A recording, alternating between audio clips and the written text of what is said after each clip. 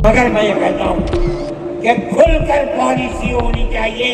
आप अगर फलस्तीनियों के कत्ले आम पर बाजी अमेरिका की तरह कहिए कि हमारी फौजें इसराइल के साथ, आप भी कहिए कि हमारी फौजें लड़ी। यदि फिलिस्तीन के अंदर इजराइल हमला करता है तो ये छाती भारत के अंदर क्यों पीटते हैं? बांग्लादेश के अंदर हिंदुओं की संपत्ति लुटती जा रही, हिंदुओं को मारा जा रहा है, बहन बेटियों का इज्जत और सम्मान वहां लुटा जा रहा है, वहां से भगाया जा रहा है, अत्याचार हो रहे हैं। मदनी को वो दिखाई नहीं दे रहा। कितने सिर्फ इसी दिल्ली के अंदर 33,000 मुसलमान शहीद किए गए और लाल किले से लेकर जामे मस्जिद तक दरख्तों के ऊपर उनकी लाशों को लटका दिया गया। ये मुसलमान की तारीख है, उलमा की तारीख है। बताएं कौन है जिसकी जिंदगी के अंदर ये तारीख मिल सकती है? मैं कहता हूं, लाखों आदमी के सामने कहता हूं, कोई माई का लाल है जिसने इस मुल्क की इस तरह खिदमत की हो जिस तरह मुसलमान उलमा ने खिदमत की है। भारत सरकार को मदनी की और जमीयत उलेमा हिंद की इनकी जांच करवानी चाहिए, क्योंकि सरकार को अस्थिर करने का एक प्रयास किया जा रहा है। देश के अंदर गृह युद्ध की ये लोग तैयारी करो बैठे हैं। मेरे भाई, जमीयत उलमा उन्हीं मुजाहिदीन की बनाई हुई जमात है। हम तो उनके जूते सीधे करने वाले हैं। नमस्कार, आप देख रहे हैं निष्पक्ष खबर। दिल्ली में जमीयत उलेमा हिंद का अधिवेशन होता है। वहां पर कल जो मौलाना अरशद मदनी हैं, जमीयत उलेमा हिंद के राष्ट्रीय अध्यक्ष, उन्होंने बयान दिया फिलिस्तीन और इजराइल के मामले को लेकर। उन्होंने कहा कि सरकार अपना रुख स्पष्ट करे, क्योंकि जिस प्रकार से सरकार की चुप्पी है, फिलिस्तीन में मुसलमानों का कत्ल हो रहा है, उस पर भारत सरकार की चुप्पी है, कहीं ना कहीं ये जाहिर करती है कि भारत सरकार और जो सेना है वो कहीं ना कहीं इजराइल का समर्थन कर रही है। उसको लेकर इसी मुद्दे पर हमारे साथ बजरंग दल नेता विकास त्यागी है। उनका एक बयान आज सोशल मीडिया पर सुबह से वायरल हो रहा है। उन्होंने कहा कि जो जमीयत उलेमा हिंद है उस पर बड़ा आरोप लगाया कि भारत सरकार को गिराने की साजिश रच रहा है। जमीयत उलेमा हिंद केंद्र सरकार के खिलाफ एक बड़ी साजिश रची जा रही है। इसी मुद्दे पर हम बात करेंगे बजरंग दल नेता विकास त्यागी के साथ। बहुत देर के बाद हमें मिले हैं, खोजने के बाद, उनके बयान के बाद किस तरीके से मीडिया उनको फॉलो कर रहा है। सबसे पहले हमें मिले, हम इनसे बात करेंगे। विकास जी, आपका बहुत बहुत धन्यवाद। धन्यवाद प्रशांत जी। बड़ा आरोप आपने देवबंद की धरती से आज लगाया है कि भारत सरकार को गिराने की साजिश जमीयत उलेमा हिंद द्वारा रची जा रही है। अपने आप में एक गंभीर आरोप है, बड़ा आरोप है। किस आधार पर, किस बुनियाद पर आप ये जमीयत उलेमा हिंद पर आरोप लगा रहे हैं? इस पर अपना बताइए। आपके पास क्या साक्ष्य है? प्रशांत जी, साक्ष्य और प्रमाण तो खुफिया एजेंसियों को सब मिल गए हैं।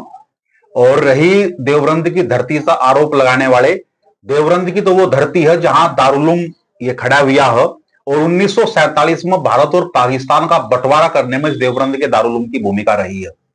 आज फिर 1947 के बाद लगभग 75-80 वर्ष देश की आजादी को हो रहे, इस देश के अंदर फिर वही अस्थिरता का माहौल और पैदा करने का प्रयास ये देवबंद की धरती कर रही है।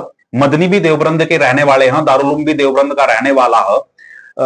तो मैं पूछना चाहता हूं मदनी जी से कि यदि फिलिस्तीन के अंदर इजराइल हमला करता है तो ये छाती भारत के अंदर क्यों पीटते हैं? बांग्लादेश के अंदर हिंदुओं की संपत्ति लुटती जा रही, हिंदुओं को मारा जा रहा है, बहन बेटियों का इज्जत और सम्मान वहां लुटा जा रहा है, वहां से भगाया जा रहा है, अत्याचार हो रहे हैं। मदनी को वो दिखाई नहीं दे रहा। कितने स्टेटमेंट मदनी के या जमीयत उलेमा हिंद के, किसी मुस्लिम के बांग्लादेश में हिंदुओं पर अत्याचार हो रहे हैं, उन्होंने फतवे दिए में बोल रहे हैं, एक बार भी शायद नहीं बोला गया।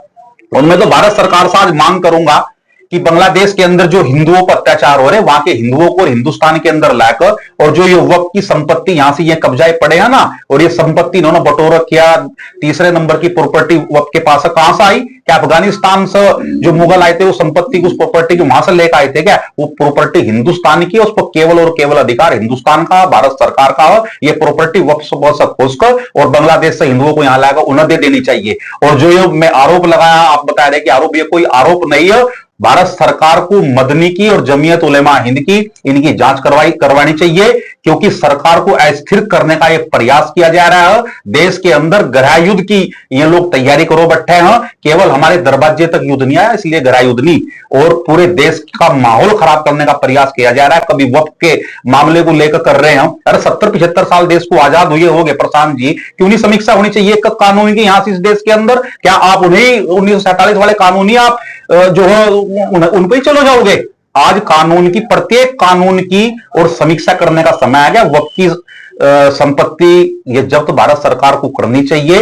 और मदनी का जो बयान है, ये बयान केवल मदनी का नहीं, ये विदेशी षड्यंत्र, सरकार को गिराने का प्रयास हो रहा है। भारत सरकार को खुफिया एजेंसी के द्वारा इनकी जांच करवानी चाहिए और इन पर कार्रवाई होनी चाहिए। आप बड़ा आरोप विकास जी यहां से लगा रहे हैं, गृह युद्ध का भी आप आरोप लगा रहे हैं, आप भारत सरकार को गिराने की साजिश का भी आरोप लगा रहे हैं। केंद्र की बात करें, वहां उत्तर प्रदेश की बात करें, भाजपा की सरकार है, हरियाणा में या अन्य राज्यों में, स्टेट में भाजपा की सरकार है, तो भाजपा सरकार की जो खुफिया एजेंसियां हैं वो इस मुद्दे पर क्या काम कर रही है? देखिए, तो सरकार का विषय है, भाजपा क्या काम कर रही हो तो भाजपा के लोग बताओगे। लेकिन उत्तर प्रदेश के अंदर जो योगी जी काम कर रहे हैं, मैं उस काम का 100% समर्थन करता हूं अपनी ओर से, क्योंकि उनका बयान आया था कि बटोगे तो कटोगे। वो केवल बयान को एक राजनीतिक मुद्दा बनाया जाने का प्रयास इस देश के अंदर किया जा रहा है। सपा भी बोल रही, बसपा भी बोल रही, अन्य अन्य भिन्न भिन्न पार्टी भी बोल रही है।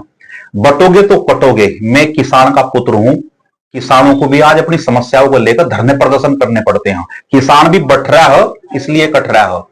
जो भी जाति बटती है, जो भी धर्म बटता है, जो भी समुदाय बटता है, वो कटता है। योगी जी का बयान केवल हिंदुओं के लिए, वो सब पर लागू हो रहा है। विकास जी, मेरा आपसे एक सवाल है, जब भाजपा की सरकार सत्ता में है, लेकिन उससे पहले जो विनय कटियार, उमा भारती, जो बड़े नेता थे, हिंदू ध्वजावाहक जिनको भारत के अंदर कहा जाता था, जिनमें आपकी साध्वी जो आपकी ऋतुम्बरा भी हैं, वो अलग थलग क्यों किए गए? आज वो अलग थलग क्यों है? कहाँ है विनय कटियार? दिखते भी नहीं है। कहाँ है परवीन भाई तोगड़िया? तो जो हिंदुओं के बड़े चेहरे थे, जमीयत उलेमा हिंद के तो पुराने झुके तो चेहरे आज भी काम कर रहे हैं, लेकिन उनको अलग क्यों किया गया? इस बारे में आपका क्या कहना है? देखो, जिन आप व्यक्तियों की बात कर रहे हैं, मैं जिस संगठन से जुड़ा हूं, वहां व्यक्ति के चेहरे का, नाम का कोई मतलब महत्व नहीं है। वहां मतलब और महत्व है संगठन का। चाहे विनय कटियार जी हों, चाहे साध्वी ऋतुम्बरा जी हों, चाहे उमा भारती हों, या कोई भी भिन्न भिन्न नेता रहे हों, उनका समय था, उन्होंने संगठन को आगे बढ़ाया, हिंदुत्व के लिए काम किया। उनके बाद दूसरी पंक्ति के जो व्यक्ति हैं वो आगे निकल गए, वो हिंदुत्व के लिए काम कर रहे हैं। उनके बाद कोई हो रहा होगा, तो एक चक्र है, एक के बाद एक, एक के बाद एक कर रहे हिंदुत्व के लिए। जो ध्वज 1925 संघ की स्थापना के समय डॉक्टर हेडगेवार ने दिया था, वो गोलवलकर जी ने संभाला, बाला साहब देवरस ने संभाला। उसके बाद अशोक जी सिंघल उस धर्म ध्वजा को हाथ में लेकर बैठे। तो हिंदुत्व के लिए काम हो रहा है, ना कि व्यक्ति के किसी चेहरे पर काम हो रहा है। हाँ, वो आदर्श है, पूजनीय, उनका मान सम्मान आज जो का तू है। बात करें दारुलूम पर, आपने भी बड़ा आरोप लगाया। वही दारुलूम जिसको रेशमी रुमाल आंदोलन के लिए किताबों में लिखा जाता है, पढ़ा जाता है कि भारत की आजादी में उसका महत्वपूर्ण योगदान रहा, बड़े बड़े क्रांतिकारी दारुलूम ने पैदा किए। इतना बड़ा आरोप, इस बारे में? कोई क्रांतिकारी इस देवबंद के दारुलूम ने पैदा नहीं किए। देवबंद का दारुलूम सीधा सीधा आतंकवाद की फैक्ट्री है। यहां से आतंकवादी तैयार किए जाते हैं, विश्व में वो परोसे जाते हैं, केवल और केवल इस्लाम का झंडा बुलंद करने के लिए, हिंदुत्व को कुचलने के लिए। क्या योगदान रहा देवबंद के दारुलूम का भाई? यदि कार्रवाई क्यों नहीं करती सरकार? मैं भाई, केंद्र में सरकार आपकी है, उत्तर प्रदेश में आपकी है, कार्रवाई करो ना सीधे। अब मैं ये कह रहा हूं कि मैं ना सरकार से जुड़ा हुआ, ना मैं भाजपा से जुड़ा हुआ, वो काम उनका है। यदि दारुल की भूमिका इस देश के अंदर होती, तो मैं पूछना चाहता हूं प्रशांत जी, क्यों 1947 में भारत और पाकिस्तान का बंटवारा हुआ? यदि दारुल का योगदान इस देश के निर्माण में है, तो पाकिस्तान के अंदर जो हिंदू रहते हैं आज उनकी स्थिति क्या है? बांग्लादेश के अंदर जो हिंदू रहते हैं उनकी स्थिति क्या है? मैं पूछना चाहता हूं। और इस देश के अंदर जो मुसलमान उस समय रहे थे, आज वो कितने गुना बढ़ गया, उसकी संपत्ति कितने गुना बढ़ गई? क्या भूमिका है देवबंद के लिए? कौन दोषी है इसके लिए? एक बात बताइए आप। दारुल तो देवबंद में बैठा है, दारुल की स्थापना देवबंद में स्थापित है, पाकिस्तान वहां है। दारुल का पाकिस्तान का क्या लिंक है? प्रश्न दारुल का और पाकिस्तान का ही लिंक है प्रशांत जी। दारुल का और अफगानिस्तान का लिंक है। जितने भी मुस्लिम कंट्री, उनका सबका लिंक देवबंद का दारुल है। आप गलत फहमी में जी रहे हो। दारुल उलूम का तो लिंक ही उन लोगों से, उन देशों से, और दारुल उलूम के अंदर जो पैदा होते हैं, तो दारुल उलूम के अंदर जो शिक्षा दी जाती है तो देश विरोधी शिक्षा दी। मैं पत्रकारिता कर रहा हूँ 18 साल से, मुझे तो लगता नहीं कुछ ऐसा मैंने आज तक देखा नहीं। आतंकवाद की घटना दुनिया के अंदर कहीं भी हो, उसके तार संपर्क संबंध ये देवबंद के दारुल उलूम से देर सबेर यहां से मिलते हैं।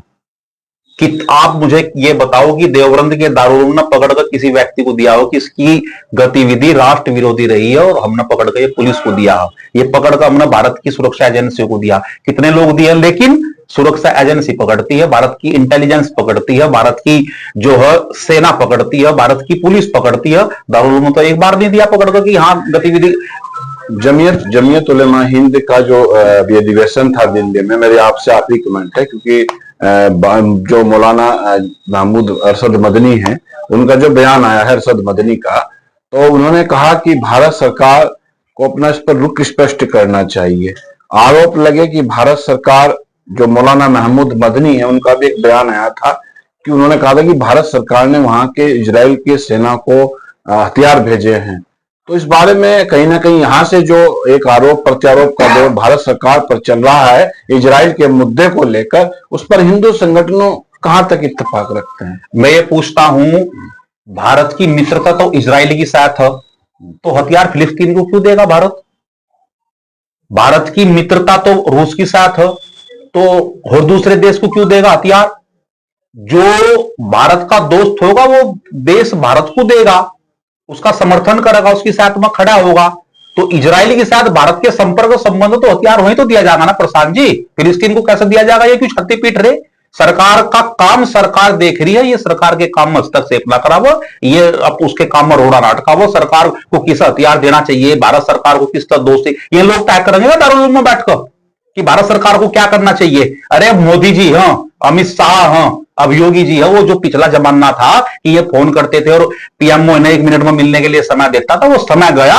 अब समय को पहचानो और समय के अनुसार चलो। तो धन्यवाद विकास जी। कहीं ना कहीं बड़ा आरोप, बड़ा प्रत्यारोप देवबंद से विकास त्यागी लगा रहे हैं। बजरंग दल के पुराने नेता हैं, बड़े नेता माने जाते हैं, तो कहीं ना कहीं इनका बयान भी अपने आप में एक असरदार होता है। अब देखना यह है कि हिंदू संगठन के नेता का बयान जमीयत उलेमा हिंद की ओर से उसका क्या उत्तर आता है, यह भी एक देखने वाला होगा। खबर पर हमारे साथ बने रहिएगा। निष्पक्ष खबर के लिए देवबंद से प्रशांत त्यागी की रिपोर्ट।